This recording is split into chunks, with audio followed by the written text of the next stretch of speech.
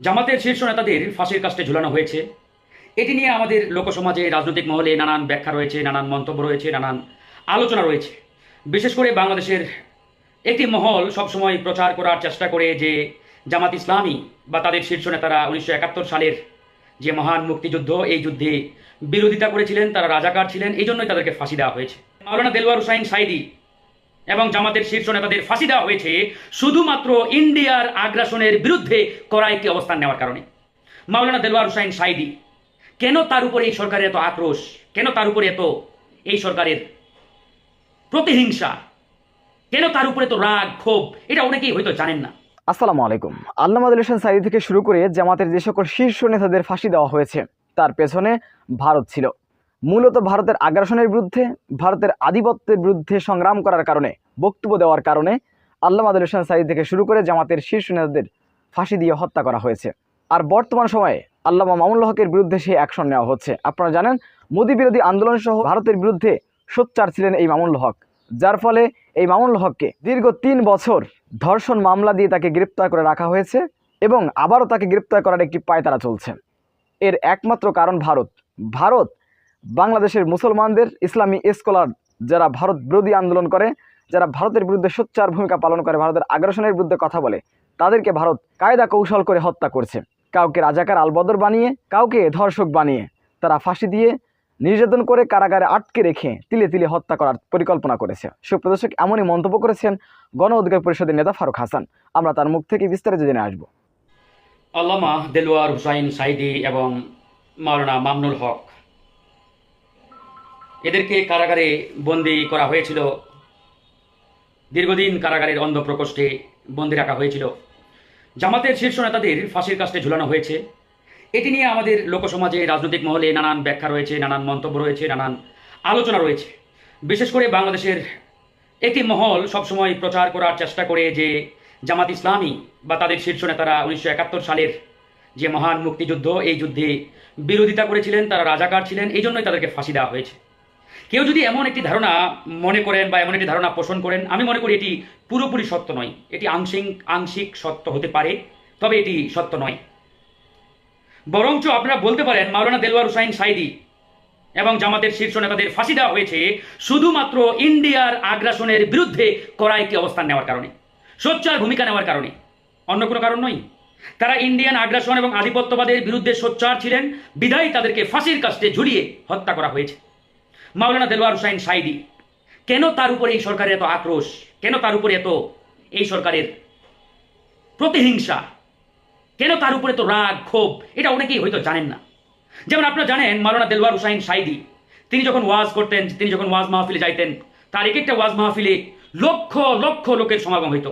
বিশেষ করে তিনি যখন চট্টগ্রামের সেই প্যারেড গ্রাউন্ডে ওয়াজ করতেন, আপনারা জানেন যে চট্টগ্রামের সবচাইতে বড় ময়দান সেটাকে বলা হয়, চট্টগ্রামের সেই ঐতিহাসিক প্যারেড গ্রাউন্ড। সেই প্যারেড গ্রাউন্ডে প্রায় 10 থেকে 12 লক্ষ মানুষ উপস্থিত হইতেন। সেই সময় যখন বাংলাদেশের তৎকালীন প্রধানমন্ত্রী বলেন, বিরোধী দলীয় নেত্রী বলেন, কিংবা বড় বড় যত বড়ই নেতা হোক, কোন নেতার সমাবেশে এত লোক সমাগম তো দূরে থাক, তার 3 ভাগের 1 ভাগও হইতো না। এত পরিমাণ লোক সমাগম আল্লামা সাঈদী সাহেবের ওয়াজ মাহফিল হইতেন।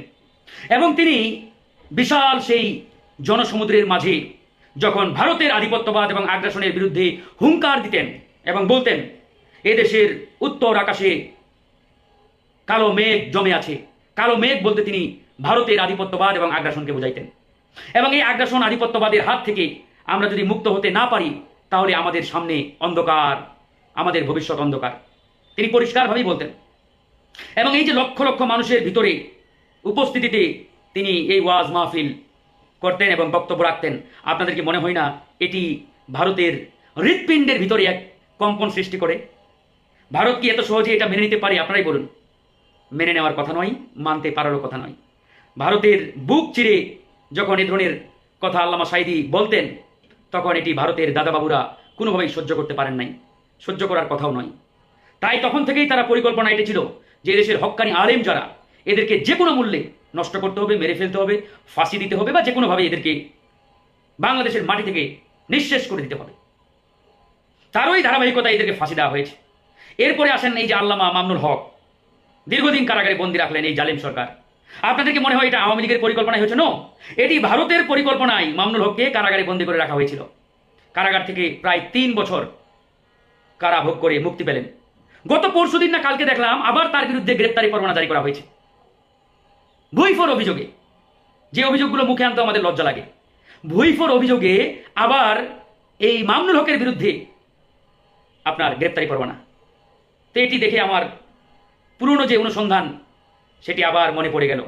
তখন আমি গবেষণা করে দেখলাম মামুনুল হকের বিরুদ্ধে এই মুহূর্তে সরকার কেন আবারও গ্রেপ্তারি পরোয়ানা জারি করলো। কারণ আপনারা জানেন এই মামুনুল হকরা সবচাইতে ইন্ডিয়ার বিরুদ্ধে সোচ্চার।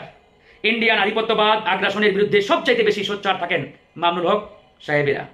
এই জন্যই যেহেতু এই শেখ হাসিনা আওয়ামী লীগের প্রধান কয়েকদিন আগেই ভারতের হাতে এই দেশটাকে তুলে দিয়ে আসছেন, দেশ বিরোধী চুক্তি করে আসছেন 10টি চুক্তি। এই চুক্তিগুলো বাতিলের বিরুদ্ধে বা বাতিল করতে যাতে রাজপথে সোচ্চার ভূমিকা মামুনুল হক সাহেব পালন করতে না পারে, তিনি যাতে রাজপথে হুঙ্কার দিতে না পারে, এজন্যই মামুনুল হকের বিরুদ্ধে গ্রেপ্তারি পরোয়ানা জারি করে তাকে একটু টাইট দেওয়া আর কি। কারণ এর আগেও দেখেছেন মাওলানা মামুনুল হক ইন্ডিয়ান এই আধিপত্যবাদ আগ্রাসনের বিরুদ্ধে যেভাবে সোচ্চার ছিলেন, অন্য কোনো নেতা, অন্য কোনো রাজনৈতিক দল কিংবা ইসলামিক সংগঠনের কোনো নেতা এভাবে সোচ্চার ছিলেন না। সুতরাং বরাবরই সবসময় ইসলামিক দল তথা আমাদের এই হক্কানি আলেমদের বন্দি করে এই জালিমতন্ত্রের জালিম সরকার তাদের পুরনো যে রাজতন্ত্র এটি কায়েম করার তারা চেষ্টা অব্যাহত রেখেছে। তারা জানে মামুনুল হকদের আটকাতে পারলে বাংলাদেশে আর কেউ ইন্ডিয়ার বিরুদ্ধে কথা বলার মতো নেই। তারা জানে মামুনুল হকদের মতো এই আলেমদের ঠেকাতে পারলে বাংলাদেশে ইন্ডিয়ান আধিপত্যবাদ আগ্রাসনের বিরুদ্ধে আর কেউ কথা বলতে পারবে না। দেশটা তাদের হাতে তুলে দিয়ে লিখিতভাবে দিয়ে আসলেও আর কেউ বিরোধিতা করার বাংলাদেশে থাকবে না। এই জন্যই তাদের বিরুদ্ধে এই সরকারের এত আক্রোশ। এটি মূলত ইন্ডিয়ান দাদাবাবুদের পরিকল্পনায়। আজকে জামাতের নেতাদের ফাঁসি দেওয়া হয়েছে, সর্বোচ্চ নেতাদের একের পর এক। মামুনুল হকদের কারাগারে বন্দী রাখা হয়েছিল, হক্কানি আলেমদের সবগুলো কারাগারে বন্দী করে রাখা হয়েছে। আর যারা বাইরে আছে তারা তো জানেনই আপনারা যে প্রত্যেকেই ক্ষমতার লোভ। বড় বড় যে দলগুলোর নাম আপনারা সবাই জানেন। এখনো বড় দলগুলো কেউ কেউ মনে করে যে ইন্ডিয়ান দাদারাই ক্ষমতায় নিয়ে আসবে আমাদের, তাদের আনুকূল্য ছাড়া ক্ষমতায় বসা যাবে না। এই জন্য ইন্ডিয়ার বিরোধিতা করা যাবে না, ইন্ডিয়ার দাদাদের বিরুদ্ধে বলা যাবে না।